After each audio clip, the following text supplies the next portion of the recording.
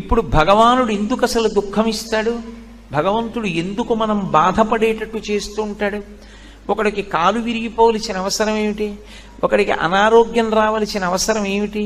ఎందుకు వాడు అలా బాధపడుతుంటాడు అంటే, భగవంతుడు ఎందుకు బాధ పెడుతూ ఉంటాడు అంటే దానికి ప్రధానమైనటువంటి కారణము ఒక్కటి ఉంటుంది. గత జన్మలలో ఏదో పాపం చేసినది ఉంటుంది. ఆ పాపం ఎవరికి తెలుసు అంటే మనకి తెలియదు. ఆ జన్మలో శరీరాన్ని విడిచిపెట్టేసినప్పుడు ఇక మనకి ఆ జన్మ గురించి తెలియదు. కానీ ఆ జన్మలో జీవుడు ఏం చేశాడో భగవంతుడికి తెలుసు. అది చిత్రగుప్తుడంటే. ఆయన వ్రాసి పెట్టుకుంటాడు, దాన్ని అనుభవంలోకి తీసుకొస్తాడు. చేసిన పాపం కష్టం రూపంలో పోవాలి. వీడు కూడా బాధపడ్డాడు అనుకోండి, ఆ బాధ రూపంలో చేసిన పాపం పోతుంది. ఎప్పుడో ఎవరినో అనరాని మాట ఏదో అన్నాడు, వాళ్ళు చాలా బాధపడ్డారు 2 గంటలు. వాళ్ళు బాధపడ్డారు కదూ, ఆ బాధపడినట్టే ఇప్పుడు కూడా నిన్ను ఎవరో ఒకళ్ళు ఏదో అనరాని మాట అంటారు, నువ్వు 2 గంటలు బాధపడతావు. ఈశ్వరుడు గత జన్మలలో చేసిన పాపాన్ని దృష్టిలో పెట్టుకుని ఫలితాన్ని ఇస్తాడు. గత జన్మలలో చేసుకున్న పుణ్యాన్ని దృష్టిలో పెట్టుకుని ఫలితాన్ని ఇస్తాడు. అలా ఇస్తాడా అండి? ఖచ్చితంగా ఇస్తాడు. కంచికామకోటి పీఠాధిపత్యం వహించినటువంటి మహాపురుషులు చంద్రశేఖరేంద్ర సరస్వతీ స్వామి వారి దగ్గరికి వచ్చి, సనాతన ధర్మమునకు చెందనటువంటి ఆవిడ, పునర్జన్మ సిద్ధాంతమునందు నమ్మకం లేనటువంటి ఆవిడ ఓ మాట అడిగింది. గత జన్మలలో చేసుకున్న పాపపుణ్యములను అనుభవించడానికి ఈ జన్మలో శరీరాన్ని పొంది వస్తారని ఎలా నమ్ముతాము అని అడిగింది. ఆయన నవ్వి అన్నారు, ఇప్పుడు నువ్వు నాతో మాట్లాడుతున్నటువంటి నేను విడిది చేసిన ప్రాంగణం ఉందే, దీనికి ముందు సందులో ఒక వైద్యశాల ఉంది. అది ప్రసూతి కేంద్రం. కడుపుతో ఉన్న ఆడవాళ్ళు అక్కడికి వచ్చి ప్రసవం అవుతూ ఉంటారు. నువ్వు ఇవాళ వెళ్ళి ఎంతమంది దంపతులకు ఎవరెవరు పిల్లలు పుట్టారు, వాళ్ళ పేర్లు ఏమిటి, ఆ తల్లిదండ్రుల పేర్లు ఏమిటి, వాళ్ళు ఏం చేస్తూ ఉంటారు వ్రాసుకుని రా అన్నారు. ఆవిడ మర్నాడు వచ్చింది మహాస్వామి దగ్గరికి. ఆవిడేం చెప్పలేదు. ఆయన కాళ్ళ మీద పడి నమస్కారం చేసింది. నాకు అర్థమైంది, గత జన్మలలో చేసుకున్న పాపపుణ్యములను అనుభవించడానికి భగవంతుడు ఈ శరీరాన్ని ఇచ్చినప్పుడే నిర్ణయం చేసేస్తాడు ఎవడెంత సుఖపడాలో ఎవడెంత బాధపడాలో. ఎలా?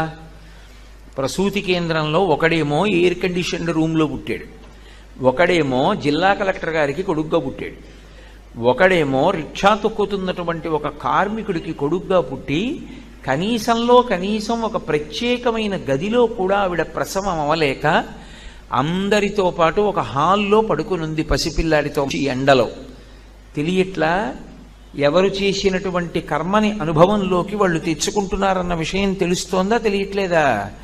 కాబట్టి భగవంతుడు ఈ శరీరాన్ని ఎందుకు ఇస్తాడు అంటే దీనితో ఎప్పుడూ 3 పనులు జరుగుతూ ఉంటాయి. ఇది బాగా జ్ఞాపకం పెట్టుకుంటే అసలు మనం ఎందుకు శరీరాన్ని జాగ్రత్తగా ఉపయోగించాలో అర్థమవుతుంది. శరీరం లేదనుకోండి, సుఖం ఎలా అనుభవిస్తారు, దుఃఖం ఎలా అనుభవిస్తారు నాకు చెప్పండి. గతంలో చేసిన పాపం ఉంది, దుఃఖం అనుభవించాలి, శరీరం లేదు, ఎలా అనుభవిస్తారు? కుదరదు. పాపము యొక్క ఫలితమైన దుఃఖం పోగొట్టుకోవాలన్నా శరీరం ఉండాలి. పుణ్యం చేసినప్పుడు దాని ఫలితంగా సుఖం అనుభవించాలన్నా శరీరం ఉండాలి. పాపపుణ్యములు దేనివల్ల పోతాయి? శరీరంతో సుఖ దుఃఖములను అనుభవించడం చేత పోతాయి. మూడవది, నువ్వు తర్వాత జన్మలకి కావలసిన వంట దేంతో వండుకోవాలంటే దీంతోనే వండుకోవాలి. ఈ జన్మలో విశేషమైనటువంటి పుణ్యకార్యములు చేసి పరమ సాత్వికమైనటువంటి బుద్ధితో ఎవరినీ బాధ పెట్టకుండా ప్రవర్తిస్తున్నావు అనుకో, అప్పుడు ఆ పుణ్యం వచ్చే జన్మలో నువ్వు సుఖపడడానికి హేతు అవుతుంది. ఈ జన్మలో బలం ఉంది కదా అని అందరినీ బాధ పెడితే ఆ బాధ పెట్టినటువంటి పాపం వచ్చే జన్మలో దుఃఖంగా అనుభవించడానికి పనికొస్తుంది. ఇప్పుడు వచ్చే జన్మలో రావలసినటువంటి సుఖ దుఃఖములను పాపపుణ్యముల రూపంలో ఇక్కడ సముపార్జించుకోవడానికి సాధనం ఏది? శరీరమే. కాబట్టి ప్రతివాడు కూడా ఏం కోరుకుంటాడు? నేను సుఖంగా ఉండాలి అంటాడు. మరి ఆ రోజున ఒకడికి కాలు విరుగుతోంది, ఒకడు జారి పడుతున్నాడు, ఒకడికి జ్వరం వస్తోంది, ఒకడికి తీరా రైలు దగ్గరికి వెళ్ళిన తర్వాత రైలు వెళ్ళిపోతోంది, అయ్యయ్యయ్యో నేను వెళ్ళవలసిన దానికి వెళ్ళలేకపోతున్నాను, ఆ రైలు వెళ్ళిపోయిందిట అని వాడు విపరీతమైన క్షోభకి గురవుతున్నాడు. ఒక్కొక్కడికి అన్నం దొరకట్లేదు, ఒక్కొక్కడికి నీళ్లు దొరకట్లేదు, ఒక్కొక్కడికి నిద్ర పట్టట్లేదు, ఒక్కొక్కడికి శరీరంలో బాధ కలుగుతోంది, ఒక్కొక్కడు సంతోషంగా ఉన్నాడు. అమ్మయ్య నేను అనుకున్న పని ఇవాళ అయిపోయిందండి వాడు సంతోషిస్తున్నాడు. ఎందువల్ల? ఎవడైనా దుఃఖంగా ఉందామని కోరుకున్నవాడు ఉన్నాడు ఆ లోకంలో? మరి లేకపోయినా దుఃఖం ఎందుకు వస్తోంది అంటే ఈశ్వరుడు ఒకడు ఉన్నాడు, వాడు నొక్కుతున్నాడు ఒక పక్క నుంచి. ఎలా? గత జన్మలలో చేసిన పాపపుణ్యములను లెక్కలో పెట్టుకుని ఇప్పుడు సుఖం ఇవ్వాలా దుఃఖం ఇవ్వాలా వాడు లెక్క పెట్టుకుంటున్నాడు. మనకి తెలియదు. ఇవాళ నేను నిద్రలేచినప్పుడు ఇవాళ ఈశ్వర నేను కాసేపు ఏడిచేటట్టుగా చూడండి, ఉదయం నేను 8:30 నుంచి 9:30 వరకు అలోమని ఏడ్చేదనుగాక అని ఎవడైనా దండం పెడతాడా? ఎవడూ పెట్టడం. ఈశ్వరాన్ని సంతోషంగా ఉండేటట్టు చూడండి అని చెప్తాడు. అయినా ఏడుస్తున్నాడు ఏదో సమయంలో. ఎందుకు ఏడుస్తున్నాడు? ఈశ్వరుడు ఒకడు ఉన్నాడు, వాడు గత జన్మలలో పాపాన్ని ఫలితంగా తీసుకొస్తున్నాడు, పుణ్యాన్ని ఫలితంగా తీసుకొచ్చి సుఖం ఇస్తున్నాడు. పోనీ కాలమును దాటగలమా మనం? అది ఈశ్వరుడు ఏదో ఉదయం 8 గంటలకి ఇచ్చాడు అనుకోండి, అయ్యయ్యో ఇప్పుడు 8 గంటలకి నేను ఈ కష్టం అనుభవించాలంటే చాలా కష్టం అండి, నాకు చాలా ముఖ్యమైన పని ఉంది, అనుభవిస్తాను, నేను కాదంటలేదు. కానీ 8 నుంచి 8:30 వరకు అనుభవించవలసినటువంటి దుఃఖాన్ని సాయంకాలం 4 నుంచి 4:30 వరకు ఇవ్వండి అని అడిగామనుకోండి, కాలం ఒప్పుకుంటుందా? ఒప్పుకోదు. కాలమునందు మాత్రమే అనుభవించాలి. ఏ సమయంలో వస్తుంది ఆ దుఃఖం, ఏ సమయంలో వస్తుంది సుఖం నువ్వు చెప్పలేవు. ఒక పక్క నుంచి కాలం నొక్కుతుంది, ఒక పక్క నుంచి భగవంతుడు నొక్కుతాడు. ఈ రెండిటికి మధ్య ఎందుకు నొక్కుడు పడుతున్నావు? గత జన్మలలో చేసిన పాపపుణ్యాలు పోనవు మనకి తెలుసా? ఏమండి నేను గత జన్మలో పాపం చేశాను, ఆ పాపం ఇవాళ బహుశా అనుభవంలోకి వచ్చే అవకాశం ఉంటుందండి నీకేమైనా తెలుసా? అది తెలియదు. మరి ఇప్పుడు ఏం చెయ్యాలని అడిగారు. అందుకే ప్రార్థనతో ప్రారంభం అవ్వాలి. ఏ కార్యక్రమమైనా ప్రార్థనతో ప్రారంభం అవుతుంది. ప్రార్థన ఈ మాట ఎందుకు వచ్చిందో తెలుసా? మీరు ఏది మొదలు పెట్టండి, ప్రార్థన చేశారా అంటారు. నేను ఇప్పుడు ఉపన్యాసం మొదలుపెట్టాను, ఉపన్యాసం మొదలుపెట్టే ముందు నేనేం చేశాను? ప్రార్థన చేసి మొదలుపెట్టాను. ప్రార్థన అంటే ఈశ్వర ఏమో గత జన్మలలో నేను పాపము చేసి ఉండవచ్చు, పుణ్యము చేసి ఉండవచ్చు, కానీ నేను చేసినటువంటి పాపం ఏదో ఉండి ఉంటుంది. ఏమీ లేకపోతే మనుష్య శరీరం ఎందుకు వస్తుంది? పాపపుణ్యాలు రెండు ఉంటేనే మనుష్య శరీరం ఇస్తారు. కానీ నాకు మీరు ఒక్క ఉపకారం చేసి పెట్టండి. ఒకటి, నేను చేసినటువంటి పాపానికి నాకు ఫలితాన్ని ఇచ్చేటప్పుడు పరమదారుణమైనటువంటి ఫలితాన్ని నాకు ఇవ్వవద్దు. నేను ఏదో పెద్ద పాపమే చేసి ఉండవచ్చు, ఆ పెద్ద పాపానికి తగినంత ఫలితాన్ని మాత్రం నాకు ఇవ్వకండి. అంత పెద్ద అశుభవార్త నేను వినేటట్టుగా చేయకండి. దానివల్ల నేను తల్లడిల్లిపోయేటట్టుగా నన్ను మార్చకండి. జీవితాంతం ఏడవలసినంత పెద్ద పెద్ద శిక్షలు నాకు వెయ్యకండి. మరి నీ పాపం ఎలా పోతుంది? నన్ను అనుగ్రహించండి. నేను తప్పు చేశాను. ఎందుకు చేశాను? మీరున్నారని తెలియక చేశాను ఒకప్పుడు ఆ పాపం. ఇప్పుడు తెలుసుకున్నాను మీరున్నారని, కాబట్టి నేను చెయ్యను. ఇప్పుడు నేను ప్రయత్నపూర్వకంగా ఏ తప్పు చెయ్యట్లేదు, కానీ అప్పుడు చేశాను. ఈశ్వర మీరు నన్ను మన్నించి ఆ పాపము యొక్క ఫలితాన్ని ఇచ్చేటప్పుడు బహు తక్కువ చేసి ఇవ్వండి, నేను భరించగలిగేలా ఇవ్వండి తప్ప నేను భరించలేనంత దుఃఖాన్ని నాకు ఇవ్వకండి. ఇది నోటితో అడగక్కర్లేదు, ఈశ్వరుణ్ణి ప్రార్థన చేస్తాడు. వాడొకడు ఉన్నాడన్న నమ్మకం కలిగింది. వాడు ఉన్నాడన్న నమ్మకం ఎలా కలుగుతుంది? వాడి కంటి ముందు కనపడుతున్నాడా? కాదు, జరుగుతున్న సంఘటనల చేత నిరూపించుకుంటాడు. ఆయన్ని ప్రార్థన చేస్తే ఆయన తప్పిస్తాడు, ఆయన కాపాడతాడు, ఆయన రక్షకుడు. అందుకే తప్పకుండా భగవంతుణ్ణి ప్రార్థన చెయ్యాలి. మనకి ప్రార్థన చెయ్యడం ఎలా చెయ్యాలో కూడా చేత కాదు అంటే మన పనుపున మన కోసమని శంకరాచార్యుల వారు ప్రార్థన చేశారు. ప్రార్థన చేసి లోకానికి అంతటికీ కూడా చదువుకోవలసినటువంటి అద్భుతమైనటువంటి స్తోత్రాన్ని ఇచ్చారు. చాలా తేలిక మాటలతో ఉంటుంది. షట్పదీ స్తోత్రమని, అది నాకు నోటికి రాదండి, నేను ఎప్పుడూ చదవలేదండి అంటే అంతకన్నా దారుణమైన విషయము లోకంలో ఇంకొకటి లేదు. షట్పదీ స్తోత్రం వచ్చి ఉండాలి. ఒకవేళ రాకపోతే కనీసంలో కనీసం షట్పదీ స్తోత్రం తప్పకుండా ఇంట్లో ఉండాలి. ఇంట్లో ఉండి ప్రతిరోజు చదువుకోవాలి.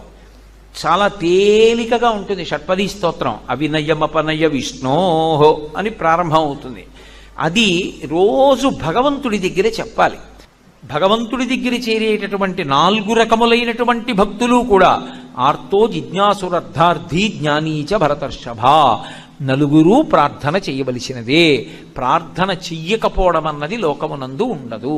కాబట్టి చక్కగా మన కోసం ఎవరో ప్రార్థన చేయడం కాదు, మన కోసం మనం ప్రార్థన చేసుకోవడం నేర్చుకోవాలి. ఎందుకలా? నీకు ఆకలిస్తే నువ్వు తిను. నువ్వు ఎందుకు ప్రార్థన చెయ్యవు? చక్కగా నువ్వు ప్రార్థన చేసుకో భగవంతుణ్ణి. ఎప్పుడో ఏడాదికో 2 ఏళ్లకో ఎవరో వచ్చి నీకోసం ప్రార్థన చేయడం ఏమిటి? నువ్వే రోజు చేసుకో, నువ్వే ప్రతి గంట చేసుకో, క్షేమంగా ఉంటావు. ధనము తనంత తానుగా చెడ్డది ఎప్పుడూ కాదు. డబ్బుండడం ఎప్పుడూ చెడ్డ కాదు. కానీ ధనముని ఎలా సంపాదిస్తున్నామన్నది మాత్రం చాలా ముఖ్యం. డబ్బు సంపాదించవద్దన్నది లోకంలో ఏ శాస్త్రము చెప్పలా. డబ్బు సంపాదించవద్దు అని చెప్పలేదు సరికదా. డబ్బు సంపాదించకపోతే పాడైపోతావు, డబ్బు సంపాదించాలని చెప్పారు. కానీ మీరు ఇక్కడ ఒక్క విషయాన్ని జ్ఞాపకం పెట్టుకోండి. డబ్బు సంపాదించడం అనేది ఎంత ముఖ్యమో, సంపాదించిన డబ్బు వలన అహంకారం పెరగకుండా ఉండడం కూడా అంతే ముఖ్యం. ఎందుకో తెలుసా? తొందరగా మనిషికి అహంకారాన్ని కల్పించగలిగినది ఏది అంటే డబ్బే. రామకృష్ణ పరమహంస ఒక ఉదాహరణ చెప్తుండేవారు. ఒక మహారాజు గారు భద్రగజం ఎక్కి వెళ్ళిపోతున్నాడు. ఆ కింద ఓ పెద్ద కన్నం ఉంది. ఆ కన్నంలో కప్ప ఒకటి ఉంది. ఆ కప్ప పైకి వచ్చి, కప్ప కాలు ఎంతంటే ఎంత ఉంటుందండి? ఎంత పెద్ద కప్ప అయితే మాత్రం ఇంత ఉంటుంది. ఇంత పెద్ద కప్ప అయితే దాని కాలు ఇంత ఉంటుంది. అది ఏం చేసిందంటే, రాజుగారు ఏనుగెక్కి వస్తున్నాడు. ఎదురైన చౌతన మదకరీంద్రము డిగ్గికేలు తనసగి ఎక్కించుకొని అంటాడు అలసాని పెద్దనగారు. అలా ఏనుగు మీద వస్తున్నాడు. ఈ కప్ప కన్నంలోంచి బయటికి వచ్చి కాలెత్తింది. ఏయ్ ఏనుగా, పక్కకి పో, ఇక్కడ నేనున్నానని తెలీదా? ఇలా వస్తున్నావు? నేనున్న ఇల్లు ఒళ్ళు దగ్గర పెట్టుకోండి. రామకృష్ణ పరమహంస శిష్యుడితో నించుని ఉన్నారు. శిష్యుడు తెల్లబోయి పరమహంసని అడిగాడు, ఇదేమిటండి ఏనుగు మీద కప్ప కాలెత్తుతోంది, ఇంత ధైర్యం ఇంత గర్వం కప్పకి ఎందుకు వచ్చాయన్నారు. అంటే పరమహంస అన్నారు, ఇవాళ మధ్యాహ్నం ఇటుగా జేబుకి చిల్లున్న లాల్చీ వేసుకున్న వ్యక్తి వెళ్ళాడు. పావలా కాసు చిన్నది కదూ, ఆ కన్నంలోంచి జారి కింద పడి దొల్లి కప్ప ఉన్న కన్నంలోకి వెళ్ళింది. కప్ప దగ్గర పావలా ఉంది ఇప్పుడు, అందుకని ఏనుగు మీద కాలెత్తింది. మాకురుధన జన యవ్వన గర్వం హరతి నిమేష కాలసర్వం మాయామయమిదమఖిలం హిత్వా బ్రహ్మపదంతం ప్రవిశ విదిత్వా అంటారు శంకర భగవత్పాదులు. డబ్బేం చేసింది? డబ్బా నిన్ను పాడు చేసింది. ఎంత ఐశ్వర్యమున్నా పరమ వినయ విధేయతలతో ప్రవర్తించినటువంటి గొప్ప గొప్ప చక్రవర్తులు లోకంలో లేరు. వాళ్ళకేమైనా దోషం వచ్చిందా? ధర్మరాజు గారు ఎంత ధార్మికంగా ఎంత వినయంగా ప్రవర్తించాడు. భీష్మాచార్యుల వారు ఎంత వినయంతో ప్రవర్తిస్తాడు. నలచక్రవర్తి ఎంత వినయంతో ప్రవర్తించాడు. ఈ భూమండలాన్నంతటినీ ఏలినటువంటి చక్రవర్తులు ఎంత వినయంతో ప్రవర్తించారు. వాళ్ళు ఎంత డబ్బు సంపాదించినా ఆ డబ్బు వాళ్ళ యొక్క అహంకారానికి ఎన్నడూ కారణము కాలేదు. వాళ్ళు పరమ వినయంతో ప్రవర్తించి ఆ డబ్బుని సద్వినియోగం చేసి జీవితంలో గట్టెక్కారు. జనక మహారాజు గారు సర్వ సంగములు విడిచిపెట్టి విదేహ వంశమునందు జన్మించి దేనితోటి సంబంధం లేకుండా, రాజ్యంతో సంబంధం లేకుండా రాజ్య పరిపాలన చేస్తూ నిస్సంగి జీవితాన్ని గడిపి తరించలా? బ్రతకడం రావాలి. బ్రతకడం రానప్పుడు అహంకారం ఒక్కటే ఉండిపోయింది అనుకోండి. అహంకారం చిట్ట చివరికి ఏం చేస్తుంది అంటే, డబ్బు వలన వచ్చినటువంటి అహంకారం చాలా ప్రమాదకరమై సర్వభ్రష్టత్వాన్ని పొందేసిన తరువాత ఒక పెద్ద ఇబ్బంది కూడా తెస్తుంది. ఇంత బ్రతుకు బ్రతికినవాడు ఒక గోడ నీడలో నిలబడి భిక్షాటన కూడా చేయలేడు. రూపు మార్చుకొని తిరగవలసి ఉంటుంది ఎవరు గుర్తుపట్టకుండా. అందుకని జాగ్రత్త సుమా. ఒకడికి డబ్బుంది, వాడు కించిత్ కూడా పాడవలేదు. వాడు కించిత్ కూడా పాడవకుండా ఆ ద్రవ్యాన్ని చక్కగా వినయ విధేయతలతో దాన ధర్మాలకి ఖర్చు పెడుతూ, ఇదంతా పరమేశ్వరుడిచ్చింది నాది కాదు, ఈశ్వరుడిదన్న భావనతో పరమ ఉద్దికగా జీవితం చేశాడు. వాళ్ళని డబ్బేం పాడు చేసింది? ఒక్కొక్కడు 5 రూపాయలు అహంకారానికి కారణమైపోతోంది. అది డబ్బు పాడు చేసిందా? డబ్బు పాడు చేయలేదు, బుద్ధి పాడు చేసింది. అందున డబ్బు బుద్ధిని, సరస్వతి బుద్ధిని రెండు రకాలుగా పాడు చేసేస్తాయి. అదేమిటండి, సరస్వతి అంటే బుద్ధిని ఇవ్వాలి కదా, పాడు చేయడం ఏమిటి అంటే అహంకారం ఉంటే. మీరు లోకంలో సరస్వతి విషయంలో, లక్ష్మి విషయంలో ఒకటి గమనించండి. మీ దగ్గర చాలా డబ్బు ఉందండి, మీ వ్యాపారంలో బాగా లాభాలు వస్తున్నాయి అన్నారనుకోండి, ఏమి లాభాలండి, ఏదో పెద్దవాళ్ళు చేసిన వ్యాపారం మూసేస్తే బాగుండదని చేస్తున్నాం, వడ్డీ డబ్బులు వస్తే గొప్పగా ఉందండి మా వ్యాపారం, ఇప్పుడు ఏమొస్తుంది అంటారు ఇందులో అంటాడు. డబ్బు ఉందండి అంటే ఒప్పుకోడా, ఏముందండి నా దగ్గర అంటాడు. మీకు సరస్వతీ కటాక్షం లేదండి, మీకు తెలియదు, అయ్యా నా మాట వినండి, మీరు చదువుకోలేదు కదా, మీకు ఈ విషయం తెలియదు కదా, మీరు ఎందుకు మాట్లాడతారు దాని గురించి అన్నాను అనుకోండి, అత్తేరి నీకేం తెలుసు అని చర్చ విరిగి పెడతాడు.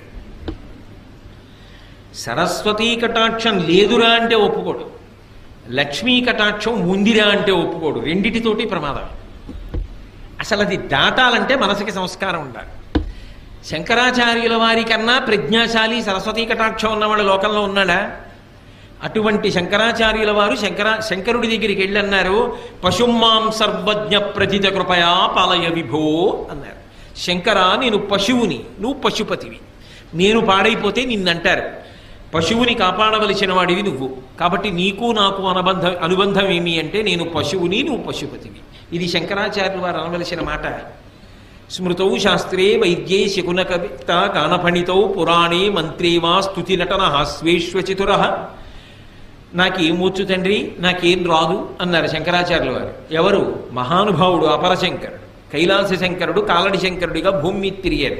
అటువంటి మహానుభావుడు ఆ మాట అన్నాడు. మనం దేనికి గర్వపడాలి, దేనికి అహంకరించాలి? ఒక్కొక్కసారి కొన్ని చాలా చమత్కారంగా ఉంటాయి. నేను విశాఖపట్నంలో చదువుకునే రోజుల్లో ఒకసారి అకస్మాత్తుగా వాకాటి పాండురంగారావు గారని మహానుభావుడు, చాలా గొప్ప వ్యక్తి, చాలా గొప్ప వ్యాసాలు రాసేవారు ఆయన మాకు కల్చరల్ హెరిటేజ్ ఆఫ్ ఇండియా అని, అది కంపల్సరీ పేపర్, అన్ని కోర్సుల వాళ్ళు చదవాలి. ఆ పేపర్ మాకు ఆయన వస్తుండేవారు వారానికి ఒకసారి. ఆయన పాఠం అంటే చెవి కోసుకునే వాళ్ళం, అంత బాగా మాట్లాడేవారు. ఆయన మాట్లాడుతూ వాట్ ఈజ్ ఎడ్యుకేషన్ అని అడిగారు. వాట్ ఈజ్ ఎడ్యుకేషన్ అంటే ఒక్కొక్కళ్ళు లేచి ఒక్కొక్కటి చెప్పారు. ఒక ఆయన మాత్రం లేచి చెప్పింది నాకు ఇప్పటికీ జ్ఞాపకం ఉండిపోయింది.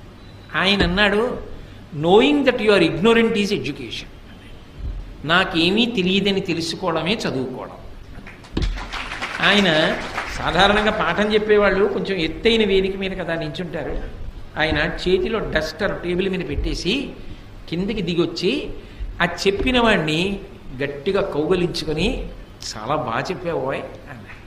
ఎవరు ఏమిటి మీకు అనవసరం, నాకు అనవసరం, నాకు మాత్రం పేర్లు గుర్తుంటాయా? ఎంతకని గుర్తుంటాయి, ఎప్పుడో చదువుకున్న చదువు. కాబట్టి నాకేమీ తెలియదని తెలుసుకోవడం చదువు. ఎందుకనంటే మీరు ఒకటి ఆలోచించండి, చాలా తెలుసు అన్నాడు అనుకోండి, ఆయన్నో గ్రంథాలయంలోకి తీసుకెళ్ళి నించోపెట్టి ఇందులో మీరు చదివినవక్కర్లేదు, ఇందులో ఉన్న పుస్తకాలు ఏవి చెప్పగలరా? అయితే ఎవరైనా చెప్పగలరా? ఒక గ్రంథాలయంలో ఎన్ని పుస్తకాలు ఉన్నాయో అవి ఏవేం పుస్తకాలో కూడా తెలియదు. అవన్నీ చదవడానికి, చదివిన జ్ఞాపకం పెట్టుకోవడానికి, జ్ఞాపకం పెట్టుకున్న జీర్ణం అవ్వడానికి ఎన్ని జన్మలు కావాలి? ఏం తెలుసునని తెలుసు అంటాం. చదువుకున్న కొద్దీ తెలిసేది ఏదంటే నాకు తెలియనివి చాలా ఉన్నాయని తెలుస్తుంది. అప్పుడు అహంకరించడానికి ఏముంది? మిడిమిడి జ్ఞానం అంటారు. నా బోటిగాడు ఉంటాడే, ఏదో ఓ పద్యం ఓ శ్లోకమో నేర్చుకుని నా అంత గొప్పవాడు ఎవడని గర్వపడుతూ ఉంటాడు. అది నిజమైన సరస్వతీ కటాక్షం కాదు. నిజమైన సరస్వతీ కటాక్షం ఉన్నవాడు నాకేం తెలుసండి, నాకేమొచ్చండి, మహాతల్లి పరదేవత ఆవిడ పలికించిందంతే, నేను చేసింది, నేను నేర్చుకున్నది, నేను సాధించినది ఏమీ లేదంటాడు. అది వినయం. అందుకే సరస్వతీ కటాక్షము ఉండడం కాదు, సరస్వతీ కటాక్షము నీ వినయమును పెంచుతున్నదా. నాకేం తెలుసండి అన్ననాడు నువ్వు వినయంగా ఉంటావు, నాకేం తెలియదండి అన్ననాడు అయ్య బాబోయ్ నేను పట్టుకోగలరా ఎవరైనా? అప్పుడు ఆయన పని ఏమిటంటే 24 గంటలు అవతల వాళ్ళు తప్పులు వెతుకుతూ ఉండడం. అలా వెతకడం ఒక అహంకారానికి కారణమై పతనమైపోవడానికి కారణం అవుతుందా అవదా? అది నాకేం తెలుసండి అని ఊరుకోవాలి అంటే అది నిజమైన సరస్వతీ కటాక్షం. అందుకే ఒకటి బాగా అభ్యాసం చేస్తే తప్ప రాదు, పుట్టుకతో వచ్చేది కాదు, అది వంశంలాగా. అది కష్టపడి చదవాలి. ఆయన బాగా చదువుకున్నవారు, ఎన్నో తెలుసున్నవారు అన్న పేరున్న నువ్వు త్రికరణ శుద్ధిగా, నోటి మాటగా కాదు, నేనేం చదువుకున్నానండి, నేనేం నేర్చుకున్నానండి, మహానుభావులు ఎంతమంది ఉన్నారు, వాళ్ళతో పోలిస్తే నా జీవితం ఏం గొప్పది అనగలగాలంటే నీకు ఎంతో వినయం ఉండాలి. అంత వినయం ఉంటే తప్ప నువ్వు ఆ మాట అనలేవు. అది ఉత్తముడికి గౌరవాన్ని పెంచింది, నడవడిని ఇంకా ఇంకా వృద్ధిలోకి తెచ్చింది. అదే సరిగ్గా వాడుకోవడం రాకపోతే అదే సరస్వతీ కటాక్షం అహంకారానికి పనికొచ్చి సర్వనాశనం అవడానికి పనికొచ్చి. చదువుకోవడం కాదు, చదువు కన్నా సంస్కారము గొప్పది. ఆ సంస్కారము మనసులో బాగా ఏర్పడే ప్రయత్నం చేసుకో. అందుకే పూర్వం చదువుతో పాటుగా సంస్కారం నేర్పేవారు, నీతిశాస్త్రం నేర్పేవారు, నీతిశాస్త్రంలో 4 శ్లోకాలు నేర్పేవారు, చక్కగా 4 మంచి మాటలు చెప్పేవారు. వారానికి ఒక్కసారైనా నీతి అని ఒక ప్రత్యేకంగా ఒక తరగతి ఉండేది, అందులో మంచి మాటలు చెప్పేవారు. దాంతో శీల వైభవాన్ని ఊంచుకునేవాడు. లేకపోతే ఏమైపోతుంది, ఈ చదువే రేపొద్దున్న నీ అధికార స్థానాన్ని నిర్ణయించేస్తుంది. ఒక 10వ తరగతి చదువుకున్నవాడు ఒక స్థానంలో ఉంటాడు, పట్టభద్రుడైన వాడు ఒక స్థానంలో ఉంటాడు, ఐఏఎస్ చదువుకున్నవాడు ఒక స్థానంలో ఉంటాడు, గొప్ప వైద్యం చదువుకున్నవాడు గొప్ప వైద్య నిపుణుడై వైద్యుడిగా ఉంటాడు, సాంకేతిక రంగంలో పురోభివృద్ధి చెందినవాడు ఆనకట్ట కట్టడానికి ఎడతాడు. నువ్వు ఏం చదువుకున్నావన్నది కాదు, నువ్వు చదువుకున్న దాని వల్ల నువ్వు ఉన్నతమైన స్థానమునకు వెడతావు. ఉన్నతమైన స్థానములో ఉన్నవాడు ఉన్నతంగా నిలబడి సమాజపు విలువలను నిలబెట్టగలిగిన వాడు అయి ఉండాలి. ఆ స్థానమే ఎలకలా కన్నాలు పెట్టడానికి పనికొస్తే ఇక నీ వలన సమాజమునకు విలువ ఏం కలుగుతుంది? అప్పుడు భద్రం పోలా. సర్వే వేదవిద శూరాః సర్వే లోకహితే రతాః సర్వే జ్ఞానోపసంపన్నాః సర్వే సముదితా గుణైః అంటారు రామాయణం బాలకాండలో. ఎంత చదువుకున్నావో, ఎంత పెద్ద స్థానంలో ఉన్నావో అంతగా లోకము యొక్క హితము గురించి కూడా ఆలోచించగలిగిన పెద్ద మనసు ఉండాలి. అది లేకపోతే ఇదంతా నా అభివృద్ధికే పనికి రావాలి అన్న భావన నిలబడిపోయిందనుకోండి, అది ఏమవుతుందంటే స్వార్థమునకు మాత్రమే పనికొస్తుంది. అప్పుడు దాని వలన సమాజము భ్రష్టమైపోతుంది. అలా కాకుండా ఉండాలి అంటే నీ సరస్వతీ కటాక్షము కానీ, నీ లక్ష్మీ కటాక్షము కానీ, నీ వంశము కానీ ఏదైనా సరే నిన్ను వృద్ధిలోకి తీసుకురావడానికి పనికొచ్చేదై ఉండాలి. ఇందులో యువతల వారికి తెలియడం అన్న మాట ఉండదు సుమండి. యువతలవాడు ఎప్పుడూ కూడా నువ్వు ఎంత ఎదిగావో, నిజంగా అలా ఉన్నావో అలా లేవో తెలుసుకోవడం సాధ్యం కాదు. ఎందుకని అంటే మీరు ఒక్కటి గమనించండి, స్థానము ఎంత ఉన్నతమైతే యువతల వారు ఆయన దగ్గర ఉండే అవకాశం అంత తగ్గిపోతుంటుంది. అప్పుడు మీరు ఎలా లెక్క కట్టగలరు? తనకి తాను పరిశీలించుకోవాలి. ఏది పరిశీలించాలంటే దంభమున ఎందు ప్రవేశించినదా, ఇది చాలా చాలా అవసరం. నేను నోటి మాటగా ఈ మాటలు చెప్తున్నానా, నిజంగా నాకు ఆ వినయ సంపద ఉన్నదా, నిజంగా నేను పెద్దల పేరెత్తేటప్పటికి గౌరవంగా మాట్లాడగలనా, గౌరవంగా నోటితో మాట్లాడడం కాదు, నిజంగా నేను ఆ గౌరవాన్ని చూపించగలనా, నేను నాకన్నా సరస్వతీ కటాక్షం ఉన్న వాళ్ళకి గౌరవం ఇచ్చి నాకేం తెలుసని నిలబడగలనా, నాకున్న డబ్బు నాది కాదు గొప్ప, నేను సంపాదించగలిగిన ప్రజ్ఞ అయితే ఇలా లోకంలో ఎందరో సంపాదిద్దరు. యద్రూభంగాః ప్రమాణం స్థిరచరరచనా తారతమ్యే మురారేః వేదాంతాః తత్వచింతాంబరభిదురసయత్పాదచిహ్నైత్తరంతి భోగోపోద్ఘాతకైలీచులికిత భగవత్వైశ్యరూప్యానుభావ సానశ్రీః అస్పృణీతాం అమృతలహరిధీలంఘనీయైః అపాంగైః అంటారు పరాశర భట్టర్లు శ్రీగుణరత్నకోశంలో. గత జన్మలలో చేసినటువంటి పాపపుణ్యములను బట్టి పుర్రె మీద రాసేటప్పుడు లక్ష్మీదేవి బ్రహ్మగారి తల్లి కనుక, సృష్టికర్త యొక్క తల్లి కనుక, అమ్మ గత జన్మలో వీడు ఫలానా పేరుతో ఉన్నవాడమ్మా అంటే ఆవిడ ఓ వాడా లోకహితము కొరకు ప్రవర్తించిన వాడని కనుబొమ పైకెత్తిందనుకోండి, ఓ అని ఇలా కనుబొమ పైకెత్తితే యద్భ్రూభంగాః ప్రమాణం, ఆవిడ కనుబొమ పైకెత్తితే ఈ జన్మలో వాడు మహదైశ్వర్యవంతుడు అవుతున్నాడు. యవ్వని వాకిట ఇభమదపంకంబు రజభూషణ రజో రజినడగు అంటుంది ద్రౌపదీదేవి భారతంలోనే. ధర్మరాజు గారి ఐశ్వర్యం ఎటువంటిది అంటే ఆయన దర్శనం చెయ్యడానికి లోపలికి వెళ్ళేటటువంటి చక్రవర్తులు ఒకరినొకరు తోసుకుంటే వాళ్ళ భుజాలకి పెట్టుకున్న వజ్రములు వైఢూర్యములతో కూడుకున్న ఆభరణములు ఉరుసుకున్నప్పుడు వాటి యొక్క నుషి కింద పడి గాలికి పైకి రేగుతుంటే ఆయన అంతఃపురం ముందు కట్టబడినటువంటి మదగజముల యొక్క చెవుల పక్కనున్న కన్నములలోంచి కారిన మదజలముల చేత ఈ వేగుతున్న వజ్ర వైఢూర్యముల ధూళి అణచబడుతుండేదిట. అంతటి ఐశ్వర్యవంతుడయా ధర్మరాజు అంటే ఏమిటి తేలిగ్గా మాట్లాడుతున్నావు? అయితే ధర్మరాజు పాడవడానికి పనికొచ్చింది ఐశ్వర్యం? పనికి రాలేదుగా.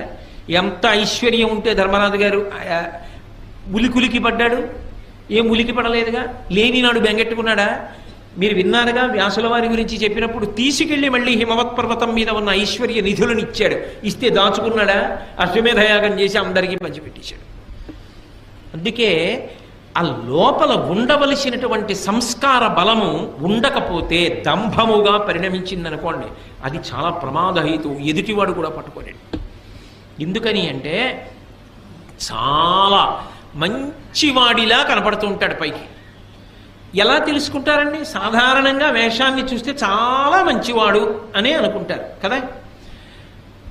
ఒక కొంగ ఉందనుకోండి, ఓ సరోవరం పక్కన నించుంటుంది, ఒంటికాలు మీద నించుంటుంది, కళ్ళు మూసుకుంటుంది, సాధారణంగా తెల్లగా ఉంటుంది. కొంగ జపం అంటారు. అందుకే చూసిన వాళ్ళు ఏమనుకుంటారు, అబ్బా ఈ కొంగ ఏదో పెద్ద మార్పు వచ్చేసింది, లోపల జీవుడు ఎవరో ఆ సరోవరంలో స్నానం చేసి ఇంత తెల్లవారకట్ట దాని ఒడ్డున నించుని ఇంత చలిలో అలా కళ్ళు మూసుకొని అలా జపం చేస్తోందే కదలకుండా అనుకుంటాం. అది నిజానికి సంపుటములను ముందుకు చాపి ఇలా చూసుకుంటూ ఉంటుంది. చేప నీళ్లలోంచి ఇలా వచ్చిందనుకోండి, చటుక్కున తిరిగి సంపుటములతో చేపని పట్టుకుని పైకి ఎగిరిపోయి తినేస్తుంది. నిలబడింది ఒంటికాల మీద, ఒళ్ళంతా తెలుపు, చూస్తే శుద్ధ సత్వస్వరూపంతో ఉన్నట్టుంది. లోపల ఏ చేపని పట్టుకుందామని ఆలోచన. దంభము అంటారు. పైకి కనపడినట్టు లోపల లేడు. ఎంత రంగు పట్టుబట్ట కట్టి ఎంత గొప్పగా విభూతి పుండ్రాలు ఒళ్ళంతా పెట్టుకుని ఎంతంత వేషాలు కట్టినా నీ లోపల బుద్ధులు మాననప్పుడు దంభం కాదు. లోపల బుద్ధి పోలేదు. పైన శరీరానికి ఎన్ని అలంకారాలు చేస్తే పుట్ట మీద కొడితే పాము చచ్చిందా? లోపల కొట్టాలి. గురుగు చుందురు జుత్తు కొన్ని వందల సార్లు దాని పాపమేమో కానరాదు, అఖిల పాపములకు నిలయమైన మనసు గొరగడేమి మానవుండు అన్నాడు ఒక ఆధునిక కవి. అలా లోపల మార్పు రాకుండా దంభంతో ఉండి పైకి ఎంతో మంచివాళ్ళ నటిస్తూ పోతే అమాయకులైన వాళ్ళు, పెద్దలైన వాళ్ళు మంచివాడు అనుకున్నారేమో, కానీ వాళ్ళు మోసపోతే వాళ్ళకు వచ్చిన నష్టమే ఉంది. అనుకున్నారేమో పాపం, అంతే, అంతవరకే. కానీ మోసపుచ్చిన దోషం కూడా నీకు రావట్లా, పాడైపోవట్లా. కాబట్టి నిన్ను నువ్వు నిరంతర పరిశీలనం చేసుకుంటూ ఉండాలి. ఉత్తమ వంశంలో పుట్టావు, వంశమునకు కళంకం రాకూడదని ప్రవర్తించాడు, ఏమీ పాడవడు. ఉత్తమ వంశంలో పుట్టా, అహంకారానికి కారణమైంది, తాను పాడవడు, ముందు పుట్టిన వాళ్ళు కూడా పాడైపోతారు. సరస్వతీ కటాక్షం ఉన్నది, ఏమి పాడవడు. ఆ సరస్వతీ కటాక్షం 10 మంది హితానికి పనికొచ్చిందనుకోండి, ఆవు గడ్డి తిని పాలిచ్చినట్టు తాను కష్టపడి చదువుకున్న శాస్త్రాన్ని 10 మందికి ఉదారంగా పంచిపెట్టేశాడు అనుకోండి, తాను శాశ్వతమైన కీర్తిని పొందుతాడు. నాకేం తెలుసు అని వినయంతో బ్రతికాడు అనుకోండి, భగవంతుని యొక్క అనుగ్రహానికి పాత్రుడవుతాడు. ఏదో కొంత తెలుసుకుని నాకన్నా తెలుసున్నవాడు లేడు అని అహంకారానికి పోయాడు అనుకోండి, 24 గంటలు చదువుకున్న చదువు అవతలవాడి యొక్క తప్పు పట్టడానికి పనికొచ్చింది. పనికొస్తే ఇప్పుడు ఆ చదువు స్వార్థంతో నిండిపోయింది. ఏదో ఒకటి ప్రతిఫలం లేకపోతే ఆయన చదువుకున్న చదువు వల్ల సమాజానికి ఉపయోగం ఉండదు. అప్పుడు ఏమవుతుంది, చాలా గొప్ప పడగ నాగుపాముది, దాని మీద మణి ఉంది. నాగుపాం పడగ మీద ఉన్న మణి ఎవరికైనా ఉపయోగపడుతుందా? వెళ్ళి తీసుకోగలరా? ఆయన ఎంత చదువు ఉంటే మాత్రం ఎవరికి ఉపయోగపడుతుంది? అవతల వాళ్ళలో తప్పులు ఎంచడానికి పనికొస్తుంది, ఇంకొకరిని చిన్నబుచ్చడానికి పనికొస్తుంది. అలా ఉండకూడదు కదా. చదువు అవతల వారు ఎంత చిన్నవాడైనా గౌరవించడానికి పనికి రావాలి. చాలా బాగా చెప్పావోయ్, చాలా బాగా మాట్లాడేవోయ్ అని పిల్లల్ని కూడా ప్రోత్సహించగలగాలి. శ్రీభాష్యం అప్పలాచార్య స్వామి వారు ఎవరైనా రామకథ చెప్తుంటే చెప్పబోయ్, రామాయణం ఎంతకాలం బ్రతికుంటుందో అంతకాలం మనుష్యత్వం బ్రతికుంటుంది నాయన అనేవారు. అంతేగాని నీకేం తెలుసు రామాయణం, నువ్వేం చెప్తావు రామాయణం అనలేదే. అందుకు మహానుభావుడు ఇప్పటికీ కూడా స్మరింపబడుతున్నారు ఆయన. సరస్వతీ కటాక్షం నీకు వినయం ఇచ్చిన నాడు ఏమి నిన్ను పాడు చేయదు, ఇంకా వృద్ధిలోకి వస్తావు. అహంకారం ఇచ్చిన నాడు పతనమైపోతావు. లక్ష్మీ కటాక్షము నీకు జన్మతః ఉండని, మధ్యలో కలిసి రాని, న్యాయార్జితంగా నీకు కలిసి వచ్చింది, అది నిన్నేం పాడు చేయదు. దాని పట్ల నీకు సంగము లేకుండా అది భగవంతుడి అనుగ్రహం అని నువ్వు నిలబడగలిగిన నాడు అది నిన్ను పాడు చేసేది కాదు. ఇదంతా నాదే అని అహంకారం అనకపోతే నువ్వు భ్రష్టమైపోతావు. ఆ డబ్బు నీ దగ్గర ఉన్నందుకు సమాజము భ్రష్టమైపోతుంది. కాబట్టి ఈ మూడు ఉండడం తప్పు కాదు. పరిణతి లేని వాడి దగ్గర ఉండడం వల్ల వాడు పాడై మిగిలిన వాళ్ళని పాడు చేస్తాడు. అథవా మీరిటి తిప్పి ఆలోచించండి, ధృతరాష్ట్రుడైతే ఎలా అర్థం చేసుకోవాలి అప్పుడు? ఇవి ధర్మరాజు గారి దగ్గర ఉంటే ఏం చేశాయి? ఏం చేయలే. దుర్యోధనుడి దగ్గర ఉంటే ఏం చేస్తున్నాయి? సర్వనాశనం చేస్తున్నాయా? ఆ వంశంలో పుట్టబట్టి కదూ నేను యువరాజుని, నాకే రాజ్యం కావాలి, ధర్మరాజు ఉండకూడదు అని విపరీత బుద్ధులు పుట్టాయి. అదే వంశంలో పుట్టిన ధర్మరాజు గారైతే జూదంలో ఓడిపోయిన ధర్మానికి కట్టుబడి అరణ్యవాసానికి వెళ్ళిపోయాడు. అది మాయాజూదం అని తెలుసున్నా కూడా ధర్మము చేత కట్టుబడిన వాడు వంశగౌరవాన్ని నిలబెట్టడానికి వెళ్ళిపోయాడు. ధర్మమునకు కట్టుబడకుండా వంశమునందు పుట్టినవాడు వంశ భ్రష్టత్వానికి కారణమయ్యాడు. సరస్వతీ కటాక్షమున్న వ్యాసుడు లోకహితానికి పనికొచ్చాడు. కించిత్ సరస్వతీ కటాక్షమున్న అహంకారం కలిగిన వాళ్ళు భ్రష్టులైపోతారు. అర్జునుడి కన్నా ఏ విలువిద్య తెలుసని, నాకు నా దగ్గర విలువిద్యుంది, నా దగ్గర విలువిద్యుంది, అర్జునుడిని మట్టు పెట్టేస్తానని బయలుదేరిన కర్ణుడి చివరికి దుర్యోధనుని కూడా నాశనం చేసేశాడు కదా. ధనము అంతే కదా. కాబట్టి ఉండడం తప్పు కాదు, నీ మనసుకి పరిణతి లేకుండా అవి నీ దగ్గర ఉంటే పాడు చేస్తాయి. పరిణతి ఉంటే ఈ మూడు నిన్ను ఉద్ధరణ వైపుకి తీసుకెడతాయి. ఇది బాగా జ్ఞాపకం పెట్టుకోవలసిన విషయం సుమా. కాబట్టి నీకు ఇవి కలిగిన అహంకారమును పొందవద్దు. అవి నీ ఆరోగ్యవంతమైన భయమునకు కారణమై నువ్వు మరింత బాగా బ్రతకడానికి హేతువులు కావాలి. కాబట్టి ధనమును, విద్యయు, వంశంబును దుర్మతులకు మదం బొనరించును, సజ్జనులైన వారి కడకువయును వినయం ఇవియ తెచ్చు ఉర్వీనాథ. ఇవే ఒకడికి వినయాన్ని తెచ్చేయి, ఒకడికి అహంకారాన్ని తెచ్చేయి. బాగా అర్థం చేసుకో, నీ మనసుని శుద్ధి చేసుకో. కాబట్టి ఇవాళ అథవా విదురుడు మాట్లాడినటువంటి ఈ 2 పద్యాల్లోనూ